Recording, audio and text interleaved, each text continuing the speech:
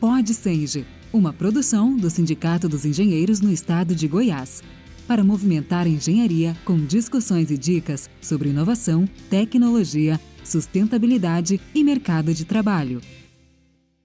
Pessoal, estamos de volta aqui com o PodSenge, o podcast do Sindicato dos Engenheiros, que é patrocinado pelo Conselho Regional de Engenharia e Agronomia do Estado de Goiás. Eu sou Juliana Matos e hoje a gente vai conversar sobre um tema muito interessante, sobre infraestrutura, e aqui com o tema infraestrutura com foco modal aeroportuário sobre Goiás e o Brasil. Eu estou aqui com dois profissionais muito especialistas na área, que é o Gabriel Tertuliano, né, e o Guilherme Lorente. Todos eles com muita experiência aí, tanto em aeroportos quanto portos e, enfim. Vamos trabalhar um pouquinho com infraestrutura. Sejam muito bem-vindos, Gabriel e Guilherme. Obrigado. Então, meu nome é Guilherme, eu tenho 14 anos de formado, sempre atuei nessa área de infraestrutura, principalmente ligada a transporte. Já trabalhei DENIT, VALEC, ANTT. Então, acho que vai ser um papo bom aí pra gente poder falar um pouco sobre esse tema aí. E você, Gabriel? Eu sou um pouquinho mais antigo que o Guilherme, ele foi meu calouro na faculdade, mas curiosamente depois a gente trabalhou muitas vezes junto, principalmente no DENIT e depois no estado de Goiás. Mas num certo momento a carreira dele seguiu muito para a parte de rodovia e a minha seguiu mais para de aeroportos quando eu passei no concurso da Infraero. Algumas oscilações, alguns interstícios, eu acabei ficando um pouco na Infraero, um pouco no DENIT, um pouco na Infraero, depois um pouco no DENIT, agora de volta para a Infraero. Então a gente vai poder conversar aí bastante, vai ser bem interessante a gente conversar sobre aeroportos e sobre rodovias. É interessante a gente falar sobre isso, né? Até por questão de transporte de maneira geral, porque a gente sabe que tem a questão da hidroviário, rodoviário, né? Tem os aeroviário, enfim, existem os modais, mas no Brasil, de maneira geral, o que predomina é a rodovia. E como é que vocês veem isso sobre a questão dos modais mesmo, né? Vamos falar um pouquinho sobre como chegou no modal, essa predominância da rodovia no Brasil. O modal rodoviário, ele começou a ter uma predominância porque a gente tinha, como tem um país de dimensões continentais, né? A gente sempre teve um foco voltado a ter que vencer as distâncias para transportar carga e pessoas. Para vencer uma distância grande, a melhor modal que existe para transporte de pessoas é o aeroportuário. Só que ele necessita de ter companhias aéreas e instalações aeroportuárias, aeroportos, aeródromos, etc. E para transportar carga, o jeito mais econômico e mais tranquilo de se fazer transporte de carga, mais eficiência é a ferrovia. Só que acabou que, durante as guerras, a gente acabou pegando um pouco do modelo de desenvolvimento americano, que já estava com as ferrovias prontas, então a gente focou muito em rodovias. E aí acabou desenvolvendo bastante esse modal, mas ele é um modal um pouco mais complicado porque o tipo de transporte que é feito na rodovia, ele tem um limite de carga e de peso que na ferrovia é bem maior, entendeu? O interessante seria se o país investisse em ferrovias para transporte de longa distância, né, com a interação das rodovias na distribuição pontual ali nos locais onde a ferrovia não chegaria. Até interessante que os governos, né, eles começaram a se atentar para isso, começaram a fazer alguns investimentos, algumas coisas, e aí a gente está tendo um desenvolvimento de todos os modais, só que a partir do valor para a carga, né, para o valor agregado. O que é isso? Quanto menor o valor agregado, quanto maior o volume do que tem que transportar em relação ao seu preço, mais atrativa é a ferrovia. O meio termo ali seria a rodovia. E um alto valor agregado seria um transporte aeroportuário, né? Então, por exemplo, você transportar diamante, que numa caixinha ali vale milhões, é melhor você transportar de avião, né, por aeroportos, do que você fazer isso por terra, por caminhão ou até mesmo na ferrovia. Isso cresceu bastante, né, no país, esse transporte aeroportuário, ele vem crescendo bastante. Mas você falou que trabalhou na VALEC. que é uma das companhias maiores mesmo que trabalha na questão de ferrovias. Por que no Brasil é tão difícil a implantação de ferrovias? Não, eu acredito que o país ele se especializou em rodovias, né? Acho que desde a década de 50 a malha rodoviária que foi predominante e o país faltou mesmo com essa expertise em ferrovia para investir no país. Mas teve uma época que a gente teve aí um transporte ferroviário bem intenso. Eu lembro aí que no passado, aí, até quando... Com essas mineradoras, né, a Vale, o transporte de minérios, essas empresas, elas investiram na construção de ferrovias para poder escoar esses minérios, né? Acho que por causa do material mesmo, né, era bem necessário, sim, né? Principalmente pelo peso. E acho que mais recentemente, talvez, pelo que eu observo, veio investimento de fora, principalmente da China, né, investindo nesse tipo de transporte para poder escoar, inclusive, grãos, né, soja. Então, acho que isso que está fazendo também que o país esteja investindo nesse tipo de modal. E até uma coisa interessante, Juliano, assim, histórias que a gente tem, né? Assim, a ferrovia era muito... o modal ferroviário era forte no Brasil, principalmente ali em São Paulo, só que aí teve um interstício ali que parou-se de investir em ferrovias. E o nosso país depende muito de ações governamentais. Então, ficou muito concentrado ali na Vale, ali na região ali das minerações da Vale, Minas Gerais, Maranhão, né? Isso. Aí o governo criou a Valec, justamente para fomentar principalmente os dois eixos, que era a Norte-Sul e a Leste-Oeste, as duas ferrovias que eram os principais programas governamentais. E aí vem uma historinha rápida, eu lembro que nós dois, né, a gente estava no DENIT, você estava entrando, e a Valec estava começando. E daí me chamaram para fazer uma entrevista lá na Valec. Aí eu cheguei lá, sentei lá para conversar com a pessoa e ela falou assim: Gabriel, nós estamos precisando de profissionais que entendam de geometria e terraplenagem, que são duas especialidades de projetos de infraestrutura. Eu falei, vou ser sincero, eu entendo de geometria e terraplenagem de rodovia. Não, mas não tem problema não. Eu falei, mas... Aí ele, não, a gente não tem profissional. Aí ele me apontou, assim, tinha um monte de engenheiro, assim, mais recém-formado, pessoal mais novo, e dois senhores, assim, de uns 70 anos, que são dois engenheiros que ele conseguiu resgatar daquela época que em São Paulo se fazia ferrovia. Então também perdeu, quando você perde um investimento ou perde assim, você deixa de ter o governo ou alguém investindo naquilo ali, você perde o conhecimento, né? Que foi um pouco que aconteceu. O pessoal, quando a Valec foi fundada, eles ainda tiveram que formar uma equipe especializada para conseguir dar vazão aos projetos, mesmo que sendo feito por terceiros, e até para conseguir empresas terceiras para fazer também foi complicado. Realmente, quando você não tem, né, mais a demanda, os profissionais eles vão se dissipando, eles vão se especializando em outras áreas. Ainda mais na engenharia, né, que é o nosso setor, nosso segmento. A gente precisa trabalhar e a gente vai se capacitar naquele setor que demanda, né, de profissionais. Se você for ver, né, o curso de engenharia, os 5 anos de formação, você é totalmente voltado para a construção civil, né? Você vê ali um pouco de rodovia, mas ferrovia... Não tem essa matéria, né? Aeroporto também, tampouco. Então, mas agora eu tenho visto várias especializações em engenharia ferroviária. Então é interessante que a gente está vendo que tá indo mesmo para esse lado e tem que ir mesmo. É engraçado, né? O mercado regula, né? Não tinha demanda, ninguém estava procurando. Aparece a demanda, né? Agora vai começar a surgir também, já está começando a surgir algumas especializações em aeroportos, né? Porque não tinha antes, né?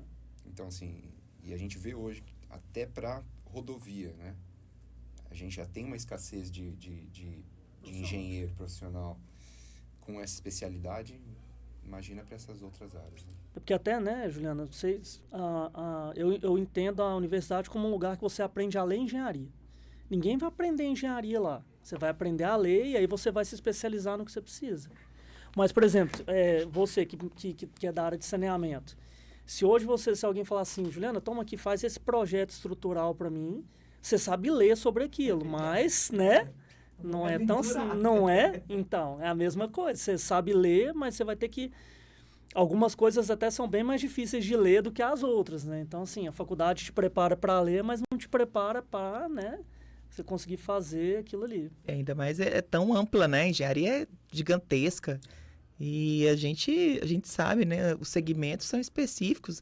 Por isso que é tão importante a gente especializar em diversos segmentos para poder realmente atuar com responsabilidade e a expertise necessária. A gente tem que ter essa cautela, né? Tem que ter esse cuidado. O cirurgião geral aqui é bem complicado. A gente passou por isso, assim, a gente estava no órgão governamental e aí falou assim, ó, vamos formar uma equipe. Aí eu fui chamar o Guilherme para trabalhar aqui, né? Daí ele falou assim para mim, cara, eu não entendo nada de aeroporto, não tem problema não, ninguém vai entender. A gente vai lá e vai formando as pessoas para elas conseguirem... Porque com o tempo você vai conseguindo formar aquela expertise, né? Você conseguindo manter o pessoal, com assim, um pouco de tempo você consegue ter, né, o domínio não domínio, mas você consegue já conversar melhor sobre o tema, né? Eu acho que é fundamental isso mesmo, né? E na questão, assim, dos aeroportos, né? A questão aeroportuária mesmo. Isso cresceu bastante. A gente sabe, as ferrovias foram deixadas de lado. Em Goiás mesmo foi um estado que desenvolveu bastante nessa questão de ferrovias. Algumas cidades, né, desenvolveram, a gente sabe, as cidades que faziam parte da estrada de ferro, né? Elas até deixaram o seu desenvolvimento de lado, viraram cidades fantasmas, praticamente, porque as ferrovias deixaram de ser utilizadas, então o crescimento delas pararam de crescer, essas cidades pararam de se desenvolver, e aí veio o crescimento rodoviário, e agora a gente está vendo o crescimento aeroviário muito maior, né, aeroportuário, e tanto que Goiás é um dos maiores estados com o maior número de aeronaves, né? Como é que vocês veem isso? Porque a gente tem aí os grandes aeroportos, hoje a gente vê concessões, mas tem os pequenos, né? A gente vê aí pistas e esses aeródromos aí que não tem nenhum tipo de fiscalização ou nenhum tipo de controle. Como é que vocês percebem isso? Isso é um negócio interessante demais, porque a gente tinha antigamente, né, os grandes aeroportos eram um monopólio estatal, que os aeroportos eram da União e eram outorgados para a Infraero. Então, a Infraero ela comandava os 64 aeroportos, os maiores aeroportos do Brasil, em capitais e maiores cidades do interior. E isso é um dado que pouca gente sabe, que é bastante interessante, que nessa época a Infraero era a terceira maior empresa de aeroportos do mundo inteiro. E o Brasil, naquela época já era um dos três maiores... um dos três países que tinham mais aeroportos no mundo. Isso é super interessante, as pessoas não sabem tanto, porque fica com essa ideia de que qual é o aeroporto de Goiás? Goiânia. Né? Mas se você pegar Goiás, se eu não me engano, está entre os 5 que tem mais aeroportos no Brasil. E aí você tem o grande aeroporto, que é Goiânia, você tem aeroportos menores espalhados pelo estado, que a gente chama de aeródromos, porque eles não fornecem as facilidades que o aeroporto forneceria, mas eles têm o básico ali, uma pista, um terminal, eles são cercados, etc. E aí é interessante, o Guilherme vai falar um pouco mais sobre isso, mas o estado hoje ele administra 26 aeroportos, que é um número grande de aeroportos, né? Assim, se você pegar assim, para o estado. E a gente, além desses 26, você tem ali vários aeroportos que são municipais, Rio Verde, Caldas Novas, Santa Helena, que a prefeitura cuida desse aeroporto. E você tem uma infinidade de aeroportos que são públicos ou privados nas cidades do interior que funcionam ou não. Então, é um mercado, é um campo muito grande para se fazer transporte, tanto de carga quanto de pessoas, né? E é interessante, porque até você falou, ele não é que ele não tem uma fiscalização. Ele tem uma fiscalização que é branda da ANAC, né, Agência Nacional de Aviação Civil, que ela está ali sempre cuidando mais da segurança, né, do aeroporto. Mas o que falta muito é a administração e a engenharia desses aeroportos para eles se desenvolverem. E até a parte de operações também, né? De você conseguir... Eu falava isso muito lá, quando eu trabalhei no estado. Não adianta nada você ir na cidade e o prefeito falar para você, Gabriel, eu quero desenvolver meu aeroporto.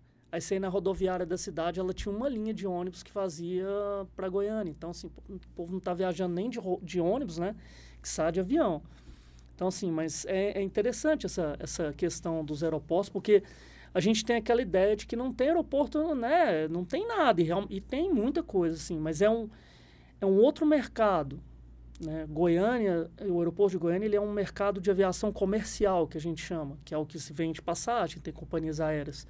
Mas o interior, os aeroportos menores, eles são um mercado mais de aviação geral, que até o Guilherme vai falar melhor aqui pra gente aqui. Não, eu queria, assim, até falar um pouco, assim, da experiência da Agência Nacional de Transporte Terrestre, né? Que trabalha com concessão de rodovia. E depois tentar trazer isso para a questão de aeroportos. Porque, assim, você pega... O DENIT, ele constrói, dá manutenção, faz uma operação do transporte terrestre, mas quando a gente tem a figura da agência reguladora para poder captar as principais rodovias, ferrovias também, e dar na mão da iniciativa privada, né, conceder por um determinado período para que ali ela aplique tecnologia. Dá um passo além, né? Que o Estado fomenta, mas ele consegue chegar até um certo ponto, porque ele é muito grande, né? E também você tem várias mudanças políticas no decorrer do caminho. Então, quando você entrega uma concessão durante 30 anos, né, e aí você faz uma fiscalização correta e cobra aquilo da empresa para que ela entregue o melhor produto, com melhor qualidade, desenvolvimento, que ela cumpra o contrato como ele foi assinado, você vê que tem benefícios, né? Claro, tem o usuário... Tem uns que dão errado, tem uns que dão certo, o usuário, né? Tem que arcar com pedágio, mas tem o benefício daquilo. E eu acho que isso pode ser uma saída também para esses aeroportos menores. Deu muito certo. Deu assim, se você pegar os maiores, as concessões são novas. Mas, até é um pecado eu falar isso, que eu sou da Infraero, né? Mas as concessões, a maioria delas deu certo. E aí a gente volta do que você estava falando, do DENIT, que a função da Infraero, você pegar o artigo 2º ou 3º da criação da Infraero, da lei de criação da Infraero, fala que a Infraero serve para fomentar, construir, criar, implementar e fomentar a estrutura aeroportuária do Brasil. Em nenhum minuto fala que a gente tem que ficar com grandes aeroportos para cuidar deles, né? Para operar eles. A gente tem que fomentar, que é o que está acontecendo agora. Alguns aeroportos menores, então, o Estado está pegando com o DENIT, né? Aí o pessoal do DENIT ficava bravo, falava assim, nossa, a gente só fica com estrada ruim. Não, mas a função é essa mesmo. A estrada boa, que dá lucro, ela tem que ser passada, que é o plano do governo, né? Dos DENIT põe a mão na massa. E aí, depois entra uma concessionária e a NTT vem regulando para conseguir melhorar esse... Então, assim, e isso passa por um estudo, né? É aquela ideia de fazer um planejamento vamos falar aqui do nosso estado, um planejamento aeroviário do estado, para verificar a viabilidade de uma empresa. Ela quer saber se tem a viabilidade para ela poder operar esses aeroportos. E esses aeroportos são importantes porque são regiões que as pessoas às vezes têm que se deslocar até Goiânia para poder se transportar para uma distância maior. E se a gente consegue ter a possibilidade de voos nesses pequenos aeroportos, você consegue levar essas pessoas para maiores distâncias. E tem uma outra coisa interessante, Juliana. A gente também, quando pensa em aeroporto, pensa sempre assim, vou lá pegar um avião e viajar e tal. Mas esses aeroportos do interior têm uma importância muito grande em outras vertentes. Um exemplo que eu dou é um serviço que o Estado tem, que ele é privado e ele é um pouco privado, um pouco estatal, que é o aeromédico. Que é o quê? Você tem um avião ali de uma empresa que, se se a pessoa está num estado de saúde que ela tem que ser transportada rapidamente para algum lugar, geralmente Goiânia, né? Isso é feito de avião, às vezes salva vidas, do que ela, por exemplo, Porangatu, dá 300 e alguma coisa quilômetros de Goiânia, né? Mais ou menos isso.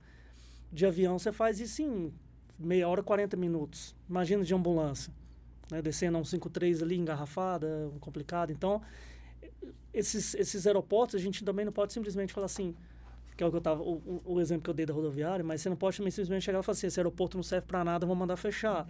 Entendi. Entendeu? Acho que o transporte de cargas ele não é muito utilizado, né? No interior, ou ele é? Quando tem alto valor agregado. Ah, sim. Mas é subaproveitado, Juliana. Por quê? Porque você não tem, o governo, né, o plano governamental, ele não tem muito esse viés. E você não tem, nas localidades, o interesse, talvez até por desconhecimento, né? A gente fez várias viagens, a gente sempre conversava com as pessoas em loco, falando assim, cara, você não tem interesse de fazer um transporte, quer ver um exemplo bom assim? Anápolis. O aeroporto de Anápolis, ele está encravado no meio do DAIA, que é aquela área de fomento industrial de Anápolis. A maioria das indústrias lá, uma grande parte, é farmacêutica, que é uma carga de alto valor agregado. Essas empresas tinham que estar brigando para o aeroporto de Anápolis, que foi projetado para ser de cargas, já está funcionando. Porque para elas, enquanto elas demoram um dia para fazer um transporte da carga delas, e a rodovia ela tem todo um problema de segurança, etc., por um sistema de transporte de cargas aeroportuário, né, que você tem um terminal, tem uma alfândega, tem toda... Ela conseguiria fazer um transporte muito mais rápido, talvez até mais barato. Então, historinha rápida. Eu fui em Juazeiro do Norte para cuidar do pátio lá, quando eu estava na época áurea da Infraero. E Juazeiro do Norte, se atravessando a ponte, é Petrolina. E Petrolina tinha um transporte muito interessante na época, isso é 2016, que hoje tem em vários lugares do Brasil. Eles faziam um carregamento de fruta in natura. Se eu não me engano, era meia-noite, uma coisa assim, e esse carregamento ia para a Europa. E aí ele abastecia as feiras de 6 horas da manhã em Paris, etc. Você imagina, né? Que coisa interessante que a gente, em Goiás, é subaproveitado. Né? A gente praticamente não tem transporte de carga, exceção do terminal de carga de Goiânia. Isso é verdade. Acho que falta muito um pouco de planejamento, um pouco de divulgação também, né? Sim. É igual o Guilherme falou, o plano aeroportuário de Goiás, a gente tem estados que tem, São Paulo tem, Espírito Santo tem, Goiás deve ter algum antigo que não está em uso, mas ele mostra para vocês, para a gente, né, quais são os eixos de desenvolvimento, onde tem as cargas que a gente pode transportar. O Estado deveria fazer até mais, fazer um plano com todos os modais para entender. Volta ao exemplo de Anápolis. Anápolis, você está ali encravado no meio do DAI, você tem uma alfândega bem aqui, né? Você tem a Receita bem aqui do lado, você tem a Norte-Sul, né? Norte-Sul ou Leste-Oeste? Uma das duas ferrovias passa do lado e você tem um 53, que é o principal eixo de entrada e saída do estado. E você não tem essa integração. Não tem. Pelo menos eu não conheço. Eu acho que falta um pouquinho de desmistificação também, né, dessa questão. Porque as pessoas acham que talvez seja um meio de transporte muito elevado, não sei. Acho que precisa fazer aí uma divulgação melhor, sabe? Assim, um certo tipo, acho que existe ainda um certo tipo de preconceito, pelo menos no nosso estado. E falta muito também iniciativa, ou pública ou privada, ou ambos. Eu acredito nisso também. Porque assim, tem muito fazendeiro. Hoje Goiás está desenvolvendo demais, talvez a gente possa até conversar um pouco sobre isso, mas hoje em Goiás, a nova Ferrari é um jatinho. Pecuarista, etc., todos procuravam gente lá no estado para falar assim, precisa desenvolver meu aeroporto, porque eu vou montar um hangar lá para me poder botar meu jatinho lá dentro, para me poder decolar de lá. Eu acho que uma das ferramentas, né, que a gente tem e das coisas mais preciosas hoje das pessoas é o tempo, né? Então, o que você puder otimizar. E essas pessoas, por exemplo, criador de gado, levava o sêmen premiado debaixo do braço, dentro do seu jatinho. Ele não ia mandar de caminhão, entendeu? Então, assim, O conhecimento de alguns particulares até tem. Às vezes não tem alguém para... Não teve uma iniciativa de alguém criar um terminal de cargas com alguma coisa refrigerada em Mozarlândia, que é a principal sede da JBS, por exemplo. Aí, Gabriel e Guilherme, vamos montar um negócio desse, eu acho que é o futuro. Tem que conversar com a Friboi, né? Eles também vão, né, ser nosso cliente, né? Senão a gente monta, eles não são nosso cliente, a gente fica lá com o negócio lá, né? Perdido. Mas, enfim. Engenharia aqui não vai faltar. Né? Mas você estava falando aí da questão da ANTT, né? Sobre essa questão, vamos entrar um pouquinho na área de transporte rodoviário. A gente tem aí também no Brasil, em Goiás também tem algumas situações, sobre as concessões das estradas. Você acha que esse modelo deu certo? Eu acho. Eu sou bastante a favor desse modelo. E o que você acha, assim, mas ele pode ser melhorado, claro, né? Acho que todo pode, modelo. Né? Mas no período que eu estive lá dentro, eu pude ver a atuação da NTT no trabalho com as rodovias e com as concessionárias e me parece um órgão bastante inovador que busca realmente trazer conceitos novos, conceitos de fora também, e porque as empresas privadas elas podem trazer tecnologias novas que talvez nos nossos normativos, manuais, que são bastante atrasados, às vezes não tinham ali. Então, você observa de fora, traz para dentro. Hoje eles chamam de o sandbox, né? Para fazer testes experimentais e tenho visto bastante coisa legal assim que a NTT tem trazido. E claro, a gente passa ainda em algumas rodovias concessionadas e vê... Principalmente as primeiras concessões, né? Acho que os primeiros modelos Mas é claro, né? Os primeiros modelos a gente ainda estava aprendendo, tinha algumas coisas que precisavam ser melhoradas, os últimos modelos já foram melhorados, enfim. Mas tanto que a questão dos reequilíbrios aconteceram, estamos buscando algumas soluções. Acho que a NTT evoluiu bastante nesse processo. A gente observa que eles tentam até finalizar uma concessão, Sim. Aí judicializa. Isso é muito comum, né? Infelizmente. Até pela questão do modelo, né? Do modelo do projeto representado, porque às vezes eu acho também pela... É sempre o princípio, né? Vamos começar assim... Quando iniciou a questão das concessões no Brasil, e iniciou principalmente na questão das estradas, que foram as pioneiras, quando se iniciou a questão dos projetos finance, eles não estavam muito bem estruturados. Acho que esse foi um dos problemas. E agora vamos para o saneamento, né, que é a minha área. Está acontecendo também no saneamento. Os primeiros projetos também não estão bem estruturados. A diferença é que estradas são pequenos trechos, né? Saneamento você pega comunidades inteiras, então não dá para errar. E isso é muito complicado. Agora, as estradas já estão bem melhores. Aí você vê que as modelagens estão ficando bem melhores. E isso é um ponto extremamente positivo. E você acha, assim, comparando, assim, quais são os pontos positivos e quais são os pontos negativos que você vê nessas concessões? Então os pontos positivos são esses, né?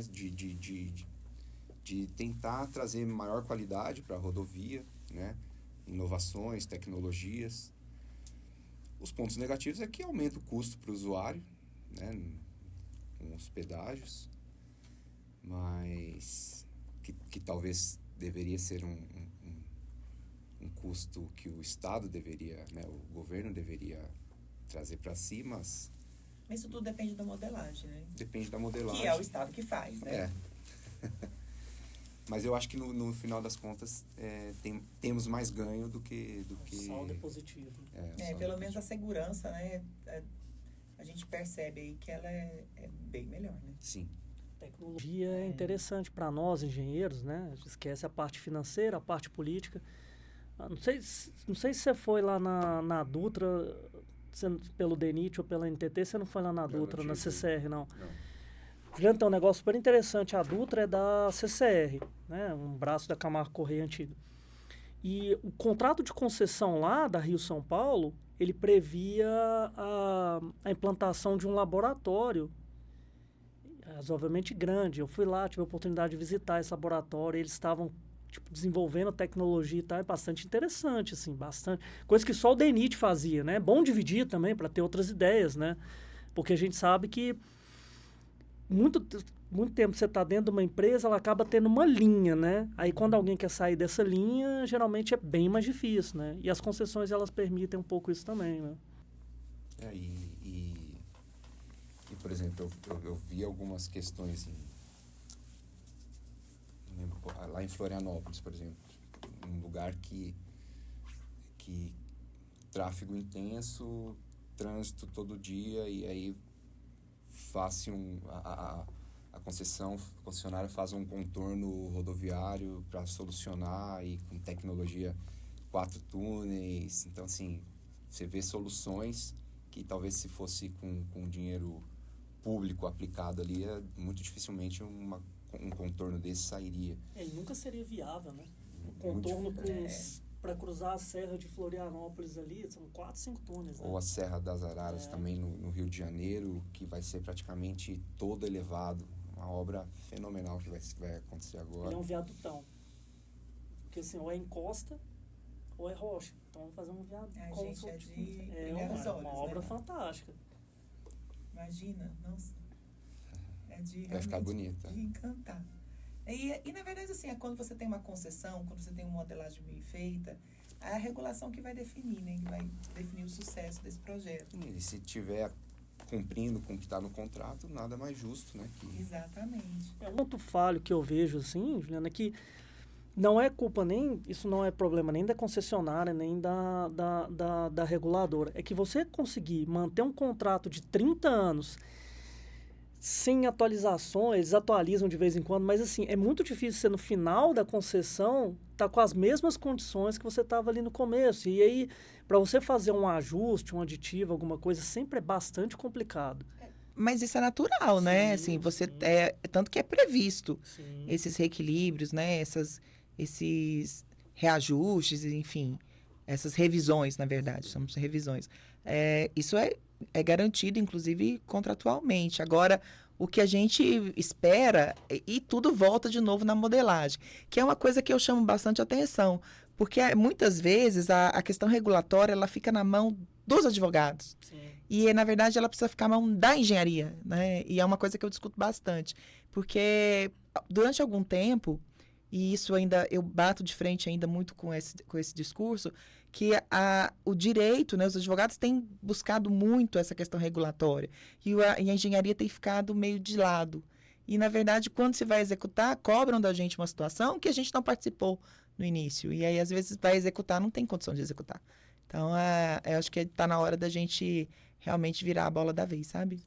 Assumir o nosso papel e falar, não, já que é para a gente executar, a gente vai começar a fazer o nosso projeto. Porque já que a gente projeta e executa, né, não adianta vocês projetarem para a gente executar, não. Porque o projeto de vocês realmente não funciona. Acho que é mais ou menos por aí. Eu acho que como dizia um amigo meu aí, nós somos a bola da vez. Mas você sabe, Jana, a gente volta àquele ponto do começo, que a gente falou da questão dos profissionais, né? A gente gostaria de usar esse podcast, né, para incentivar as pessoas, os engenheiros que estão formando, porque é bem mais fácil você conseguir entrar numa empresa de construção. E a vida do engenheiro de infraestrutura, né, que a gente chama de engenheiro de trecho, é sofrida, assim, muito é complicado. Independente se ele é projetista, se ele é modelador de regulações, se ele é de campo, sempre é uma vida sofrida, que ele, às vezes fica fora de casa por muito tempo. Então, assim, mas é uma coisa muito gratificante e a gente precisa desse tipo de profissional. Tem muito pouco, o Guilherme falou antes, a gente tem uma escassez muito grande de profissional dessa área. De modelação, eu lembro, o critério de desempenho, que é muito usado hoje nas concessões, quem desenvolveu ele, né, engenheiros de fora e foi rebuscado aqui no Brasil, mas por muito tempo, por conta da parte de jurídica, ele só era o desempenho negativo. Uhum. Demorou uns 10, 15 anos para você conseguir introduzir o desempenho positivo e remunerar a empresa porque ela estava fazendo uma coisa a mais que não estava prevista. Porque juridicamente era difícil você remunerar a pessoa sem ter essa previsão, entendeu? É verdade. Tá vendo aí a dificuldade? Por que a gente não precisa participar desde o princípio, desde o início? É porque muitas vezes eu já peguei projetos assim,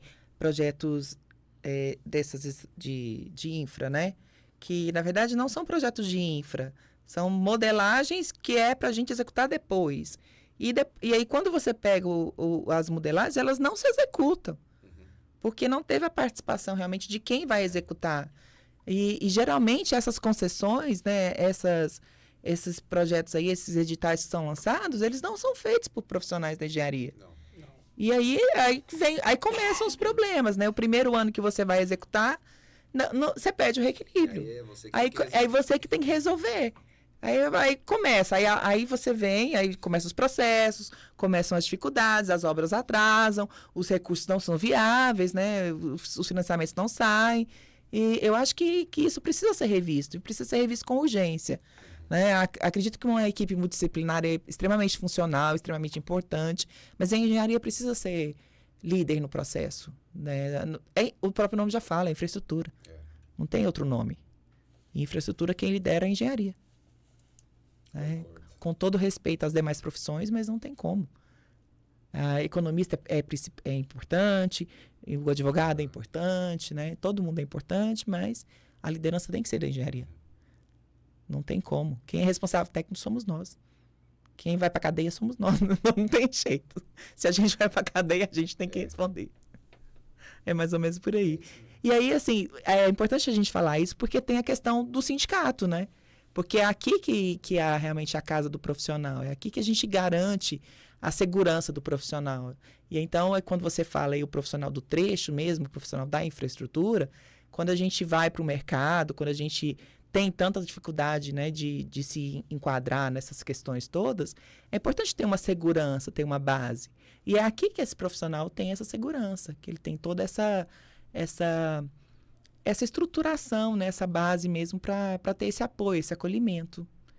E acho que ainda falta muito desse conhecimento para esse profissional, principalmente para o recém-formado, que ele ainda vai, né, se aventura em tantas coisas e não sabe onde ele está se metendo, né, e as dificuldades que ele vai enfrentar. Acho que é importante ele saber disso, que ele não está sozinho, né? E a engenharia, ela é uma profissão de alto risco, então é importante que tenha aí um amparo, né? Um amparo, não só legal, né? Mas um amparo profissional muito grande.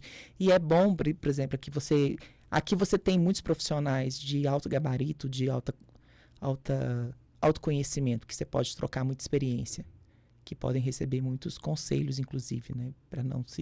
Porque a gente sabe o tanto que a gente apanhou, né, Gabriel? Sim. E o tanto que a gente apanha até hoje. E o engenheiro de infraestrutura, ele talvez por vários motivos, mas talvez por ele, às vezes fica no alojamento, não está voltando para casa ali, aí fica mais um pouquinho, aí às vezes ele tá lá ficando 12, 13 horas na obra lá e vai para o alojamento, que às vezes também continua, né, e esse tipo de coisa ele não sabe que ele tem os direitos dele, que ele pode, né, reclamar, cobrar algumas coisas a mais, e que o sindicato está aqui para ajudar ele a ter uma consciência maior do que ele está, né, do que ele pode fazer, do que ele pode... Porque assim, a gente, até voltando àquele tema lá do engenheiro tem que liderar, o engenheiro, ele é meio um Google, né, assim, o engenheiro sabe tudo, né, então acaba que ele se envolve em várias áreas assim também, e às vezes ele entra em algumas coisas que não são muito recomendáveis, né? Então, assim, eu também acho que é interessante ele vir conversar aqui no sindicato, para ele saber que ele tem os seus direitos, que ele tem as suas prerrogativas, que ele tem o apoio, né, do sindicato. Ele pode ter acesso a um plano de saúde, né? Que é fundamental também. Para ter acesso a tempo fora de casa. Pode ter acesso à assessoria jurídica, se for necessário.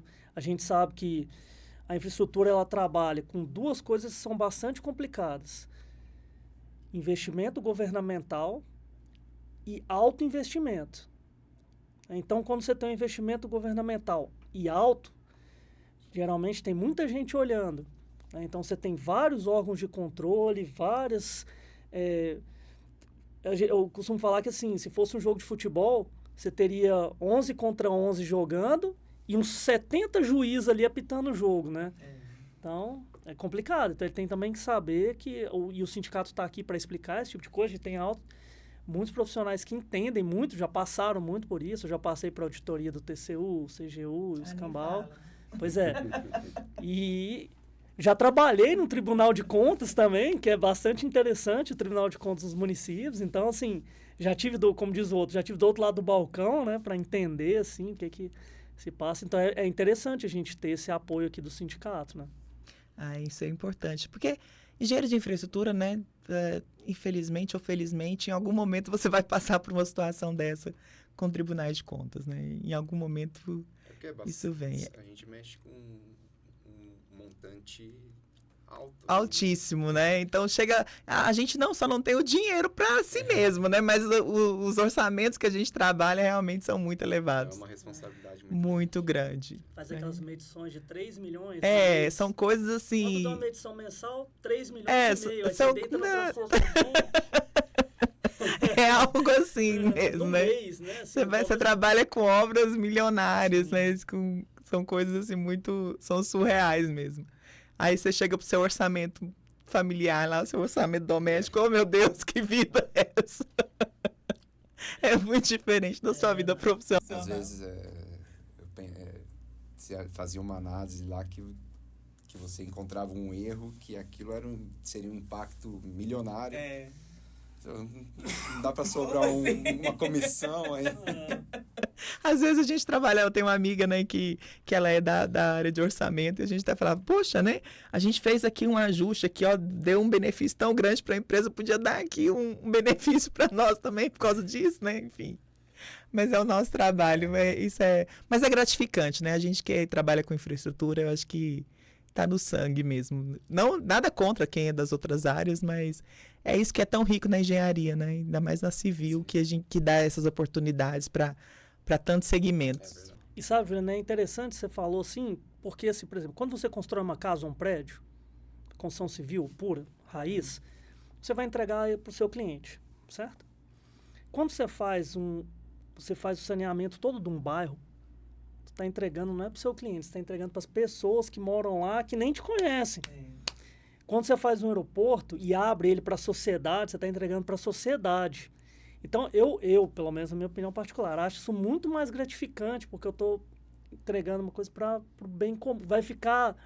uma casa pode ser demolida, né? Um prédio vai ficar velho ali, mas o aeroporto ou a rodovia vai ficar lá por anos e anos e as pessoas usando. Marco, né? É um marco, exatamente. É um marco. É isso mesmo. E quando tem a placa que tem seu nome, então, hein? Aí que enche de orgulho. Minha esposa acha engraçado. Eu tenho uma filhinha de 3 anos e quando toda vez que a gente passa no aeroporto, eu falo, lá, ó, meu bem, foi papai que ajudou a fazer. Eu sempre mostro. Eu também tenho muito orgulho disso. É bom, eu acho muito bom. Assim, eu acho que não teria uma outra área melhor para mim também, não. Não sei. É engraçado que na época, né, na minha época de faculdade, eu tinha 2 áreas para seguir, né? Uma era transportes e a outra já era saneamento, que eu já atuava com saneamento, né? Mas aí o saneamento me puxou já. Eu já fazia parte do saneamento, eu não quis abandonar o saneamento. Eu trabalhei com saneamento no início. Uma empresa aqui de Goiânia. E você conseguiu abandonar o saneamento? O Gabriel me puxou lá. Não, o Gabriel. Ficou meio ali, porque essa empresa ela fazia água, esgoto, mas ela também fazia muita coisa de água pluvial.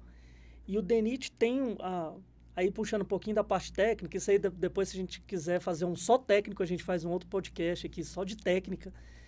Mas o principal problema de qualquer estrutura de pavimento não é a estrutura em si, sim a água. Então o Guilherme já estava ali no meio ali, águas pluviais, drenagem, já estava ali no, né? Aí tá vendo? Que o saneamento nunca te abandona. Nunca te abandona, não consegue. Sempre na infraestrutura. Vendo? Não, eu acho que é fantástico, assim, é igual você falou mesmo, né? A gente não consegue... É um resultado muito, muito incrível mesmo, que quando você consegue entregar uma obra mesmo, né? Que você vê o que aquilo favorece uma coletividade, é fantástico. E deixa um legado, né? Então, assim, as pessoas nem sabem quem é você, mas você passa ali, você sabe que fez parte daquilo ali.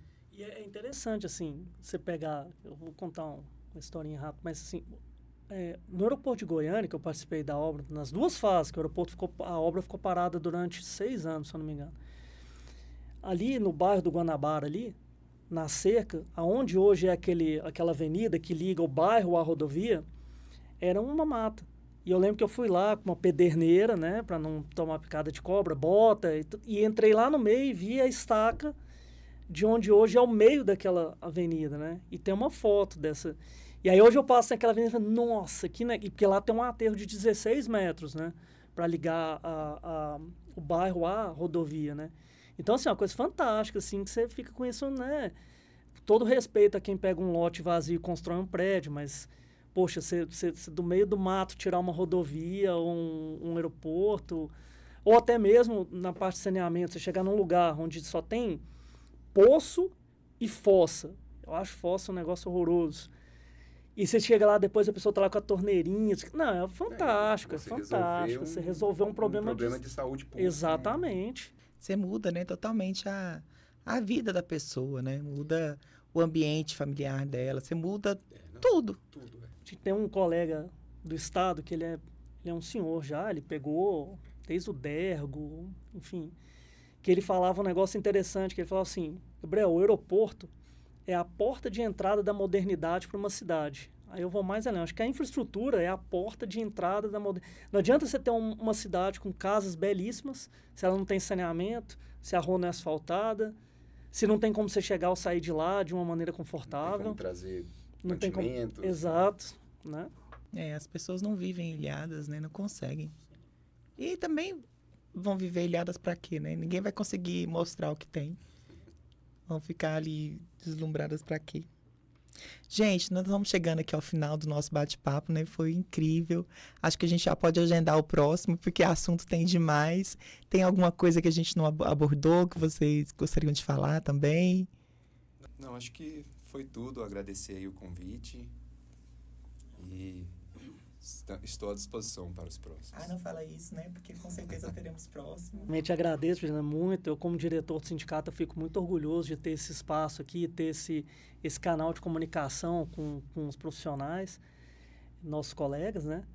E a gente deixar o suspense já para o próximo, né? Assim, a gente agendar e já, né, Guilherme, criar já uma outra, talvez trazer mais alguém para a gente conversar mais e... Que esse assunto, antes de começar o podcast, falei com o Juliano, você tem que ter um tempo, porque senão nós vamos ficar falando lá 5, 6 horas e não vai esgotar nada, então... Infraestrutura nunca é demais. Não. Não mesmo. Mas eu que agradeço a vocês terem vindo aqui, ter aceitado o convite, né? Já fica o convite para os próximos, com certeza. E eu conversei aqui com o Gabriel Tertuliano e com o Guilherme Lorente. A gente falou aqui um pouquinho sobre infraestrutura. Com certeza a gente vai ter mais papos. Eu sou Juliana Matos e esse foi o PodSenge, o podcast do Sindicato dos Engenheiros, que é patrocinado pelo Conselho Regional de Engenharia e Agronomia do Estado de Goiás. Siga a gente para os próximos episódios. Nós estamos nas principais plataformas de podcast. PodSenge, uma produção do Sindicato dos Engenheiros no Estado de Goiás, para movimentar a engenharia com discussões e dicas sobre inovação, tecnologia, sustentabilidade e mercado de trabalho. Olá, eu sou Lamartine Moreira, presidente do Conselho Regional de Engenharia e Agronomia do Estado de Goiás, o CREA Goiás. Ao longo de toda a minha carreira, sempre busquei conhecimento curricular e também o extracurricular. Sei o quanto esse networking e troca de experiências sobre as principais discussões nas áreas de atuação são imprescindíveis para a formação e atualização dos profissionais. É por isso que, na minha gestão, o CREA Goiás patrocina esse tipo de iniciativa. Com certeza, vocês são profissionais diferenciados. O CREA Goiás está de portas abertas para todos os profissionais registrados, investindo em sua capacitação, na fiscalização, com tolerância zero para a atuação de leigos e também nos benefícios.